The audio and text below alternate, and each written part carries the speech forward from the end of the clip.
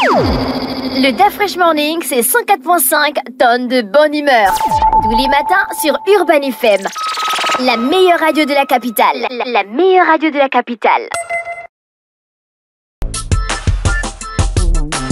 Vous êtes sur les 104.5 Urban FM, la station urbaine, et vous écoutez le DAF Fresh Morning. On est avec Mosley. Mosley, bonjour. Bonjour DAF Fresh, bonjour tout le monde. Comment tu vas ce matin? Ça va très bien. Le week-end? Il a été. Tu es allé à la randonnée? Comme d'habitude. Et tu as quand même vu une amélioration de la situation? Oui, il y a eu une certaine amélioration en ce qui concerne la gestion des déchets plastiques. Comme je te disais, il y a quelques semaines encore, il y a des groupes de personnes qui ont fait un très beau travail de nettoyage de la partie de la plage où on débarque lorsqu'on a fini de traverser les 5,5 km à peu près.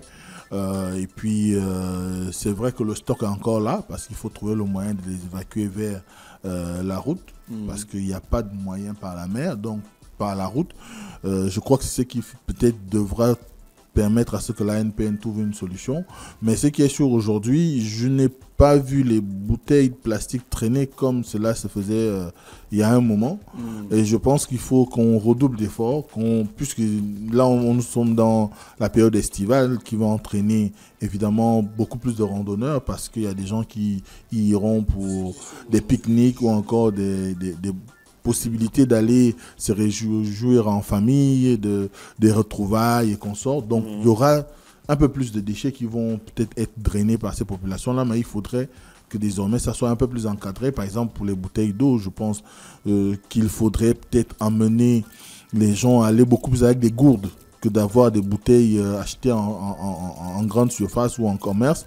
Cela va éviter d'assister à ce qu'on enregistre, comme je l'ai dit, et faire en sorte qu'on est plus, enfin, du moins, je pense qu'on est plus consciencieux quand on a une gourde que quand on a une bouteille. Une bouteille, facilement, elle devient encombrante parce qu'il y a la charge de la marche et tout ce qui s'ensuit. Donc, la gourde, on sait pertinemment qu'on l'a achetée pour soi. Donc on a envie de la garder le plus longtemps possible et on la ramène à la maison. Voilà. Ce matin, dans notre émission, on reçoit M. Fumbola, Geoffroy. Effectivement, Libeka. Oui, nous recevons M. Geoffroy Fumbola Libeka, qui est 4e vice-président de l'Assemblée nationale. Et avec lui, nous parlons des débuts de la 5e République. D'accord. M.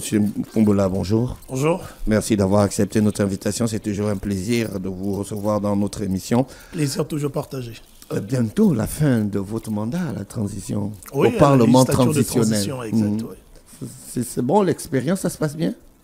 Très bonne expérience, très belle expérience me concernant parce que effectivement, ça m'a permis d'éprouver certaines réalités, de briser également certains préjugés, parce que souvent de l'extérieur, l'image qu'on a souvent des députés, des parlementaires, c'est juste l'image politique, mais peu l'image technique. J'ai découvert au sein de ce Parlement, même parmi ceux du régime déchu qui étaient parlementaires du régime déchu, des techniciens. C'est-à-dire sur les questions techniques autres que politiques, vous retrouvez la lucidité du Gabonais. Mais quand c'est politique, ça c'est autre chose. Nous, on ne connaît plus les grands. Les camps. Les passions, c'était une très belle expérience. D'accord. Aujourd'hui, Mosley a dit qu'on parle de la 5e République. Comment on aborde ce sujet? Alors, la première question qui vient tout de suite, c'est celle de savoir comment il perçoit le début de la 5e République. Mais bon, il faut dire qu'on ne peut pas encore parler de début de la 5e République. Bon, on va dire début, ça, on peut se le permettre. Mais on ne peut pas encore évaluer la 5e République. Pourquoi? Parce que présentement, il n'y a qu'un seul organe de la 5e République qui a été renouvelé, c'est l'exécutif. Il faut attendre que le législatif soit renouvelé, parce que le renouvellement du législatif va conduire au renouvellement du judiciaire. Ce que beaucoup de gens ne perçoivent pas souvent dans l'organisation des pouvoirs, c'est qu'en réalité, quand on arrive à élire le président de la République, à élire le Parlement, en fait, on est en train d'élire les autres membres de la Cour constitutionnelle. Pourquoi? Parce que c'est le président de la République, le Sénat, l'Assemblée nationale. Aujourd'hui, on a rajouté dans la Constitution le Conseil supérieur de la magistrature qui propose les 9 juges constitutionnels. Donc ce n'est qu'à cet instant, quand on aura tous ces organes-là, qu'on pourra réellement évaluer la pertinence des actions au sein de cette 5e République. Est-ce qu'on sera dans la continuité du système, donc du système Bongo PDG, où on sera dans une véritable rupture, où on aura un véritable contre-pouvoir afin que des décisions objectives puissent naître de cette gestion-là au bénéfice des populations. Donc c'est vraiment là on attend... De l'architecture née du référendum, notamment en ce qui concerne l'ordonnancement que vous venez de mettre en exergue, est-ce qu'on peut lire ces contre-pouvoirs-là? Est-ce qu'ils vont exister? Par exemple, le Parlement, est-ce qu'il aura suffisamment de pouvoir pour faire, on va dire, j'ai pas envie de dire barrage, mais de pouvoir mener correctement son action vis-à-vis de l'exécutif, par exemple? Le Parlement n'a jamais eu autant de pouvoir que maintenant. Voyez-vous, pendant le débat lié au référendum, on disait qu'il y a eu une concentration du pouvoir autour de l'exécutif du fait qu'on avait retiré au Parlement la motion de censure. Mais la motion de censure ne s'est jamais appliquée à un président de la République. Elle s'est toujours appliquée à un Premier ministre. Donc ça ne touche pas en fait le patron de l'exécutif. Donc il y a une motion de censure. Chef du gouvernement aujourd'hui. Oui, justement, mais c'est ça qui est intéressant parce qu'aujourd'hui, il répond seul des actions posées par l'exécutif. Or, avant, le président de la République fait tout en griffe le désordre et entre tout pour bouc émissaire le Premier ministre. Or, c'est le Premier ministre. Non, là, on a vu les déguerpissements. Les gens étaient surpris, le président est descendu sur le terrain et discutait avec les populations. Oui, la Constitution a adopté le fait qu'il soit le chef du gouvernement. Il n'y a pas d'intermédiaire. Il est le seul responsable, le seul comptable de tout ce qui va être appliqué comme décision au niveau de l'exécutif. Que ces décisions soient bonnes, qu'elles soient mauvaises, il n'y a qu'un seul responsable dorénavant, c'est le chef de l'État. Comme pour dire que aucun ministre ne peut mener une action si le chef de l'État, qui est aussi chef du gouvernement, n'a pas donné son accord. Or, avant, le président pouvait dire, moi je ne suis pas informé, hein, c'est le Premier ministre qui l'a fait. Donc, ça c'est l'une... Il ne peut plus se dédouaner. Il ne peut plus se dédouaner. Donc ça c'est l'un des avantages de cette constitution, souvent mal interprétée pendant le référendum par certains, du fait qu'on ait retiré. Maintenant, est-ce que la configuration actuelle, le cadre constitutionnel actuel donne plus de pouvoir au Parlement? Oui. Premièrement, parce que dorénavant, aucun parlementaire ne pourra être inquiété par rapport à ces décisions. Pourquoi? Parce qu'aujourd'hui, on a enlevé dans la Constitution le fait qu'un parlementaire pouvait perdre son mandat au cas où il était exclu ou il démissionnait de son parti. C'est ce qui faisait en sorte qu'autrefois, même ceux du système de CHU ne pouvaient pas voter contre les orientations du parti. Contraire aux orientations du parti. Là, si tu votes contrairement aux orientations du parti, le parti, s'il te démet, tu perds aussitôt ton mandat. Or, aujourd'hui, l'opportunité donnée aux parlementaires de s'exprimer librement. Même si le parti te renvoie, tu es exclu, tu restes parlementaire. L'autre chose, on a enlevé dans ce texte la solidarité gouvernementale. Parce qu'avant, les parlementaires étaient les membres du gouvernement étaient solidaires. Oui. Aujourd'hui, la Constitution fait que chaque membre du gouvernement est comptable des actions qu'il pose. Il n'y a plus de solidarité. Et chacun des membres du gouvernement répond de ses actions devant le Parlement. Lequel Parlement peut voter une résolution contre ce membre du gouvernement, transmise à son chef pour dire, bon, ton membre du gouvernement, par rapport à tel secteur, nous le trouvons incompétent. On ne demande pas au président de l'enlever, mais le Parlement dorénavant a l'opportunité de donner un avis sur la performance de chaque membre du gouvernement, chose que les parlementaires ne pouvaient pas faire. L'autre chose dans cette Constitution, il a dorénavant fait obligation aux membres du gouvernement de transmettre les informations demandées par le parlementaire, chose qui n'était pas le cas avant, au nom du secret professionnel de la solidarité gouvernementale, mais ces verrous ont été retirés par les parlementaires de façon à ce que les ministres aujourd'hui puissent transmettre toute la documentation qui est demandée aux parlementaires, par les parlementaires. Donc c'est autant d'avancées qui peuvent déjà nous donner une idée de ce à quoi peut ressembler la Ve République lorsque toutes les institutions seront mises en place. Non, le reste, c'est aussi une question d'hommes qu'on ne peut pas malheureusement encadrer. Si on se retrouve avec des kunabélistes, nouvelle version, bon, vous voulez qu'on fasse quoi? C'est une question d'hommes. Mais est-ce qu'on va se retrouver avec des patriotes qui vont se dire, bon, là on a un cadre constitutionnel, législatif qui nous donne plus de poids. Au lieu d'être au service du président de la République, on va être cette fois-ci au service de la République. Maintenant, on va apprécier, on va voir ce que ça va donner. Alors, sur le plan politique, depuis la prise de fonction, du moins la prestation de son nom de Brice Clotaire Oligui Nguema, il y a eu un certain nombre de mesures qui ont été prises. Quelles sont les plus marquantes pour vous? Au nombre des mesures, bon, on va dire positivement, les plus marquantes, on a aujourd'hui une action que je salue fortement, menée par le ministre de l'économie. C'est cette action qui vise à recenser le patrimoine de l'État. C'est vraiment important parce qu'aujourd'hui, on se retrouve dans des situations où vous avez des personnes ayant occupé des fonctions qui font du patrimoine de l'État leur propriété. Vous pouvez expliquer?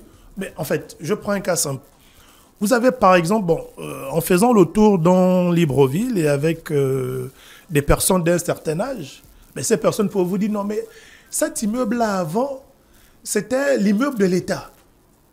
Mais après, on te dit non, mais. Ça appartient maintenant à X. C'est en location, tout ça. Mais cet argent-là part où? Qui perçoit cet argent? Donc c'est important aujourd'hui que l'État puisse recenser son patrimoine. L'autre élément important à l'intérieur, c'est que le recensement de ce patrimoine-là permettra justement à l'État de réduire la charge en matière de baux locatifs, quand on sait combien ça coûte à l'État. Et derrière également, cette réduction des baux locatifs aura pour principal avantage de permettre à l'État d'avoir une lisibilité et pourquoi pas de sortir les institutions de l'État qui sont en location, quelquefois dans des domaines privés appartenant à des personnalités de ce pays, de pouvoir recentrer tout ça. Donc moi, c'est l'une des mesures fortes qui retient mon attention. Maintenant, du point de vue négatif, mais c'est ce à quoi on assiste, tout ce qui est déguerpissement et autres. Je pense que vous avez suivi mes sorties. Je continue à condamner la façon dont les choses sont faites, c'est-à-dire les procédures. Ce n'est pas tant le fait que l'État, même si c'est le patrimoine de l'État, mais il y a une façon en fait de faire la chose. Et moi, c'est cette façon de faire que je continue de condamner. Hier, on m'a encore envoyé des images, j'ai vu sur les réseaux. Je dis aujourd'hui, la norme, c'est 72 heures. On vient en mai, 72 heures. Bon, je pense qu'on peut faire les choses autrement. Le développement n'est pas incompatible avec l'humanisation. Est-ce que vous ne pensez pas que ce que vous dites là, du moins la situation que vous décrivez par rapport au déguerpissement, on ne va pas revenir sur la vallée Sainte-Marie où il y a déjà eu toutes les casses nécessaires, mais les zones qui aujourd'hui font l'objet de délais de 72 heures, comme on a pu le voir à Lassigny au Vendo, est-ce que vous ne pensez pas que derrière ça puisse créer ou susciter un certain désordre, surtout quand on sait qu'il y a un appétit du monde des sociétés immobilières en ce moment? Mais en fait, c'est pourquoi je condamne la procédure. Je m'oppose totalement en fait, à la façon de faire. Qu'est-ce qui motive? Où est l'urgence? Quand on parle des projets immobiliers, bon, mais Mosley Dafresh, projet immobilier, ce n'est pas vous et moi qui aurons les moyens d'aller construire des immeubles. C'est du business, en fait. C'est d'abord du business, qu'on le veuille ou pas, même si derrière, on dit c'est l'État, mais l'État va payer, donc vous allez payer tôt ou tard. On va construire une cité administrative, d'accord, mais on sait tous qu'aucun État n'investit avec ses ressources propres, surtout pour des projets comme ça. On va faire appel à des partenaires immobiliers, ce n'est pas gratuit. Donc derrière, il y a tout un trafic en matière d'affaires, donc ça tourne ainsi de suite. Mais la question qu'on se pose, est-ce qu'on est forcément obligé de faire les choses de cette façon-là? On peut avoir les plus beaux immeubles du monde. Bon, mais à quoi ça peut nous servir si on a une population qui se retrouve dans la rue à contempler uniquement ces immeubles-là? Donc je pense qu'il faut qu'on arrive à trouver le juste milieu entre la condition sociale du Gabonais et le développement. Je ne pense pas que c'est incompatible. On peut faire les deux et atteindre les objectifs escomptés. Il y a un de vos collègues parlementaires qui a demandé une enquête parlementaire sur le sujet. Ou est-ce qu'il y a eu une introduction de la requête auprès du Parlement ou du moins de l'Assemblée nationale ou pas encore? Si, en fait, Lionel, c'est l'honorable Lionel Ngonga de SOS Prisonniers. Il se retrouve que le jour où il dépose la demande d'enquête parlementaire, j'ai également déposé une demande d'enquête parlementaire. Donc on a fait une jonction de demandes, mais en plus de la demande d'enquête parlementaire, moi j'avais déposé 2 questions d'actualité au ministre de l'Habitat et de l'Urbanisme, et le ministre de l'Habitat et de l'Urbanisme d'une part, et une autre question au ministre des TP, responsable des CAS. Et lui également, il avait fait une demande des questions d'actualité. Donc on a travaillé, je pense, mercredi, pour faire une jonction de tout ça puisqu'on était sur les mêmes sujets. Et je crois que si tout se passe bien en cette semaine, peut-être jeudi ou vendredi, on aura des questions d'actualité adressées aux membres du gouvernement sur ces questions spécifiques. Maintenant, sur l'enquête parlementaire, le bureau va apprécier, mais on est également soumis à des délais parce qu'une enquête parlementaire, c'est 4 mois, maxi sinon un peu plus. Or, là, nous sommes en train d'aller en intercession, c'est pendant 2 mois. Quand on revient en septembre, autour du 10, ce sont les élections. Est-ce qu'on aura le temps de boucler cette enquête parlementaire? Surtout qu'on a des enquêtes qu'on n'a quasiment pas encore bouclées. Il y a une avec des collègues, j'avais fait la demande d'ouverture d'une enquête parlementaire avec des collègues, notamment Alexandre Awassi et bien d'autres, sur les critères, les conditions d'attribution de la nationalité. Donc on est en train de boucler avec cette enquête-là. Donc c'est ça en fait la situation. Mais le bureau va apprécier si c'est possible. Mais je pense que par rapport au timing, il serait difficile qu'on puisse tenir à réaliser une enquête parlementaire compte tenu des délais, d'autant plus que quand on va revenir, on sera en pleine élection.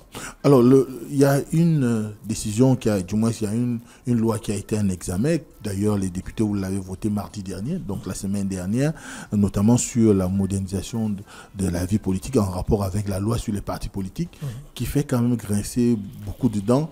Est-ce que c'est une loi qui a vocation à encourager une meilleure gestion de l'environnement politique ou, comme le disent certains, ça va créer des freins à l'émulation ou à la pratique claire de la démocratie et du multipartisme? Non, moi là je vais être dur et je pense que vous me suivez depuis, j'ai suffisamment écrit sur les partis politiques que moi j'appelais des commerces. Là, il faut qu'on arrête avec ça. On est un petit pays, plus de 100 partis politiques. Mosley d'Afresh, la majeure partie de ces partis politiques n'ont pas de siège. Il y a un homme politique qui a dit qu'est-ce que ça a empêché le développement? Non, mais il n'y a aucune incompatibilité en matière de développement. Mais sauf que... Mais ça vous gêne à quel niveau? Non, ça ne... Pas moi. C'est pas tant que ça me gêne qu'on ait 1000, 10 000 partis politiques. Mais un parti politique aussi, c'est une association d'abord. Est-ce que l'idée derrière, c'est de faire comprendre aux populations qu'une association, bon, on peut la créer sans qu'elle ne respecte les normes, sans qu'elle ait un siège, elle ait un compte bancaire, ainsi de suite. Ce sont des principes de base. Ce qui est demandé aujourd'hui, c'est que ceux qui veulent se lancer dans la politique puissent faire les choses dans les normes. Est-ce que c'est un crime de demander aux gens d'être dans les normes? Parce qu'apparemment, de ce qu'a dit l'homme politique, c'est le reproche qui est fait aux parlementaires aujourd'hui. Or, cette loi a pour objectif justement de ramener les choses dans les normes. Vous voulez faire de la politique. Comment voulez-vous être un acteur politique dont la mission première est de conquérir le pouvoir et vous ne participez jamais à des élections? J'avais produit des statistiques en 2023. Sur plus de 100 partis politiques, on a à peine d'Afresh, Mosley, après une quarantaine qui participent aux élections. Et sur la quarantaine qui participent aux élections, je n'avais dénombré que 5 partis politiques qui avaient pu avoir plus de 9000 voix. Alors que la condition pour créer un parti politique en ce temps était d'avoir 9000 adhérents. Mais comment pouvez-vous avoir un parti politique? Dire que vous avez 9000 adhérents et vous participez à une élection, vous n'arrivez même pas à avoir 1000 voix. Parmi ceux des hommes politiques dont vous parlez, même ceux qui ont rejoint ces hommes politiques-là en fusion et autres, mais ces partis politiques, laissez-moi vous dire, les leaders de ces partis politiques se présentent à une élection, ils n'arrivent même pas à avoir 2 voix. Même pas 2 voix. Tu es leader d'un parti politique. Tu es candidat à une élection. Tu n'as même pas 2 voix. Ce sont des faits. Mais vous les voyez aujourd'hui, ils fusionnent parce qu'on retient juste le parti politique. Mais quel est le poids de ce parti politique? Donc ce qui est demandé aujourd'hui à travers cette loi, c'est justement d'amener les partis politiques et leurs responsables à plus de responsabilité et d'engagement. En mettant en place, en réunissant toutes les conditions de création d'un parti politique, l'Assemblée nationale a adopté 12 000 voix pour créer un parti politique. Il faut avoir un siège, c'est le minimum. Avoir un compte bancaire. Or, ceux qui s'opposent aujourd'hui, ils s'opposent à ça parce qu'ils sont habitués à voir les partis politiques dans les mallettes, c'est juste le récépissé. Et on crée des partis politiques juste pour les concertations politiques. Une fois que les concertations politiques sont finies, chacun a pris son cachet. On referme les valises. On referme les valises, on attend la prochaine concertation. Non, il faut moraliser la vie publique, la vie politique. Et moi, je suis totalement en phase. Et je trouve même que les conditions adoptées par le Parlement, moi j'ai fait des... Bon, j'ai eu le mérite de travailler sur l'avant-projet, vous avez pu voir le décret. Moi, j'étais plus dur que ça. Ah non, moi, j'étais vraiment, vraiment plus dur que ça. Mais bon, Et vous pensez qu'aujourd'hui, avec cette situation-là, on peut arriver à créer un climat qui va pouvoir amener les acteurs politiques à se responsabiliser, ou que ce sont les populations peut-être qui vont devoir être juges ou arbitres de la situation? Oui, les populations, oui, surtout que la nouvelle constitution rend la démocratie dorénavant participative et pluraliste, c'est-à-dire qu'il n'y a plus que les acteurs politiques qui sont concernés par les questions électorales même, et de démocratie, mais la constitution ouverte à travers le caractère participatif, ceux qui ne sont même pas politiques. Donc c'est l'occasion pour les partis politiques de démontrer leur force. Mosley, demain peut être candidat. Il n'a plus besoin d'être dans un parti politique pour forcément être candidat à une élection.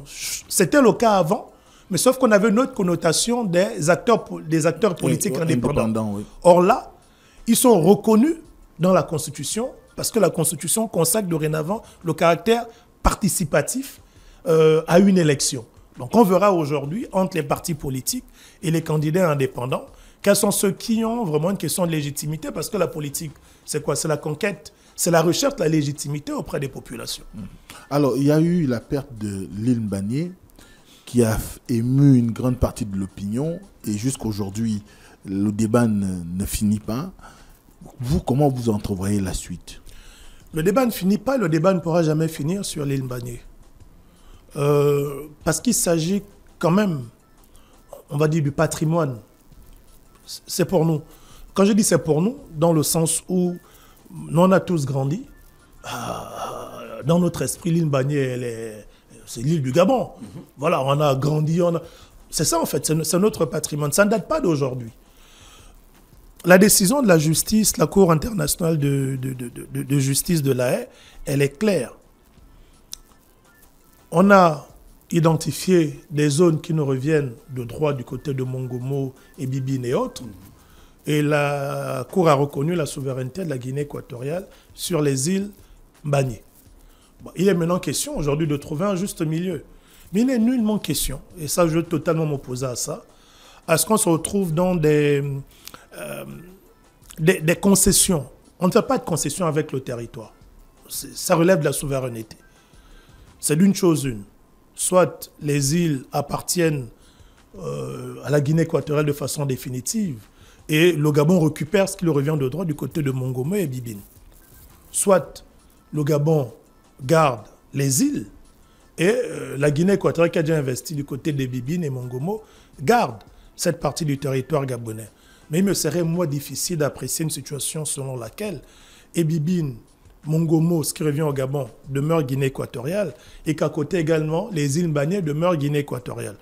Moi, je me battrai de toutes mes forces contre cette approche-là, et j'ose espérer que l'approche diplomatique sollicitée par les deux États vise justement à trouver un juste milieu par rapport à ça. Alors, l'État a fait un virage pratiquement à 360 degrés avec un certain nombre d'annonces, notamment l'interdiction de l'importation du poulet de chair, la transformation locale d'un certain nombre de produits, du moins de richesses minières, notamment le manganèse, à l'horizon 2029. On a l'interdiction, du moins la suspension de l'accord de pêche durable avec l'Union européenne. Est-ce qu'ici, on est dans un élan de besoin de transformation locale pour ajouter de la plus-value à l'économie gabonaise, ou on est simplement sur une question de souveraineté et que le Gabon entend faire comprendre à ses partenaires qu'il a désormais l'ambition de transformer durablement son économie?